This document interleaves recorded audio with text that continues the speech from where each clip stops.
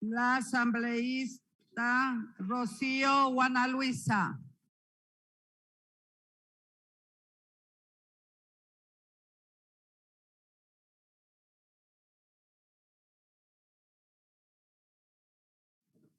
Buenas tardes, Presidenta Guadalupe Llori, colegas asambleístas, pueblo ecuatoriano. Tengan la bondad de hacer silencio, que está hablando una compañera asambleísta. Un saludo fraterno a Loja, Centinela del Sur, la capital musical del Ecuador, en sus 201 años de independencia.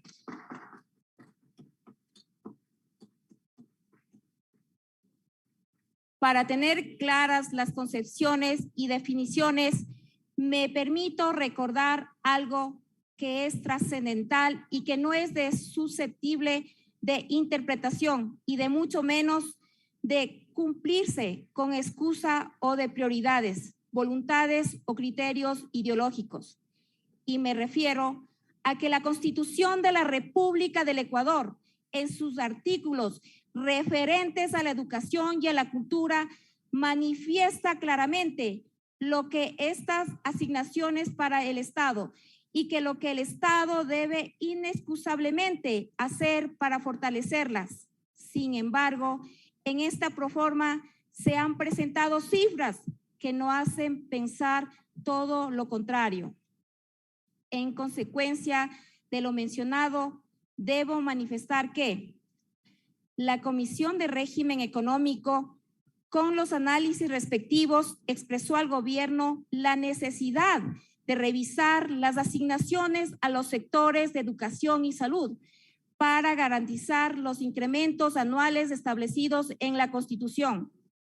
Además, como Comisión de Educación y Cultura, misma que me honro en vicepresidir, resolvimos rechazar los valores constantes de la proforma del presupuesto general del Estado para el periodo fiscal 2022 para los sectores de la educación, educación superior, educación intercultural bilingüe, cultura, ciencia, tecnología, innovación y saberes ancestrales.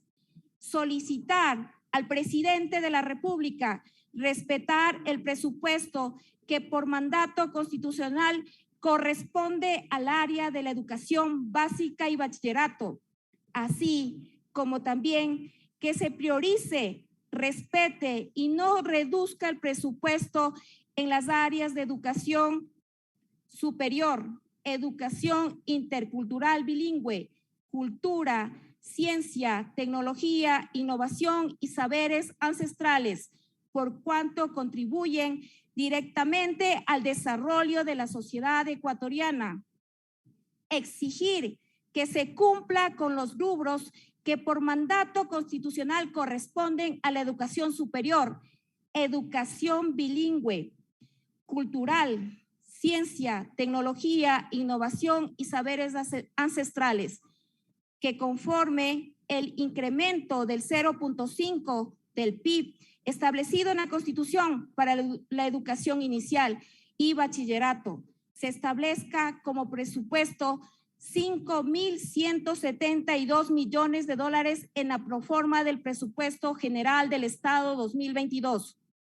Creemos que el Ministerio de Economía y Finanzas subestima el precio promedio del barril de exportación del petróleo.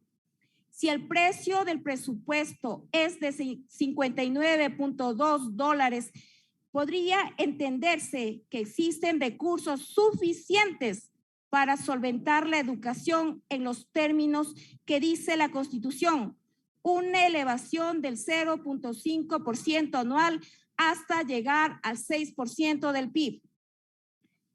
No es de ningún modo aceptable el criterio de que el presupuesto del Estado tiene un aumento en la educación, como dice la vocería oficial, cuando el propio documento enviado por el presidente de la República consta una reducción en las asignaciones dedicadas a las universidades, en las cuales con montos importantes. Por ejemplo, voy a mencionar 2 universidades grandes del país que fueron afectadas en el recorte.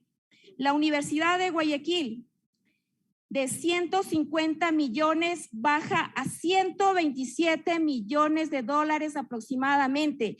Sufre, por lo tanto, una reducción de 23 millones de dólares. Y en este particular, cabe resaltar que la Universidad de Guayaquil se encuentra en proceso de acreditación, para lo cual evidentemente requiere realizar mejoras en cuanto a docencia, investigación y vinculación en la sociedad.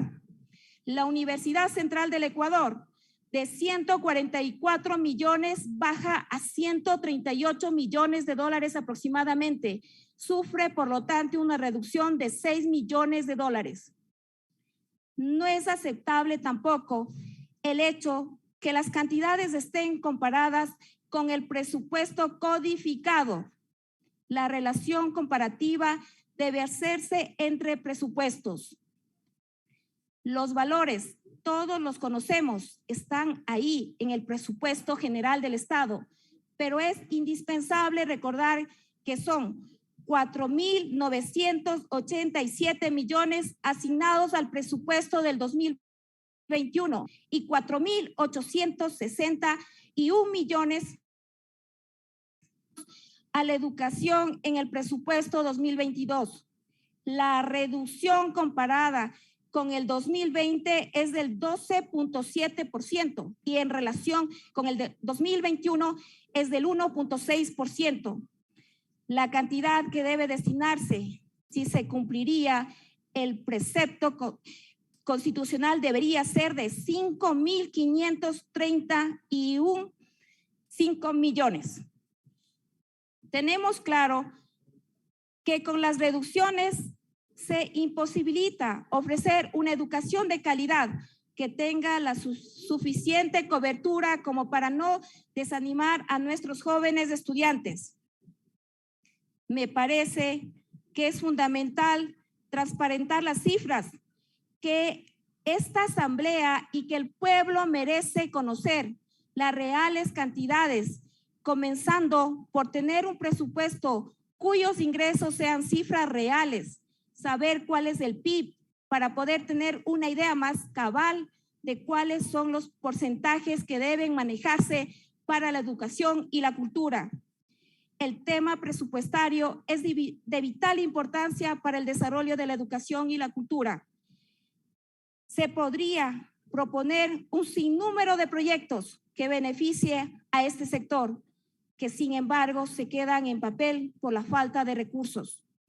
No creo ser la primera ni la última legisladora, y más legisladora, una ciudadana que quiere hacer notar la importancia de la educación, mucho más en los actuales momentos en que debemos darnos cuenta que somos absolutamente faltos de un sistema educativo y cultural que genera una sociedad de ascendencia.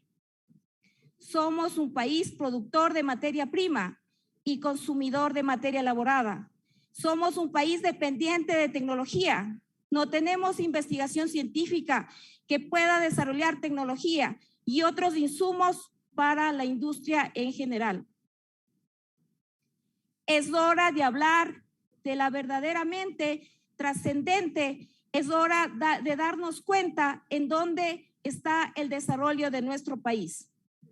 La cultura es el eje transversal de toda transformación social y es el camino que nos puede conducir hacia un verdadero progreso.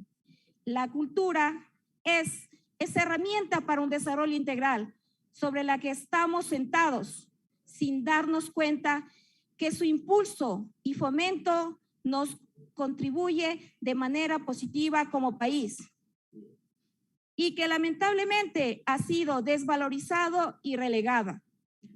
¿Cuándo nos vamos a dar cuenta que alimentar el sistema cultural inclusive va a generar ingresos económicos al país, pero un sistema nacional de cultura sin liquidez, sin presupuesto, obviamente no puede caminar, obviamente no puede contribuir al desarrollo?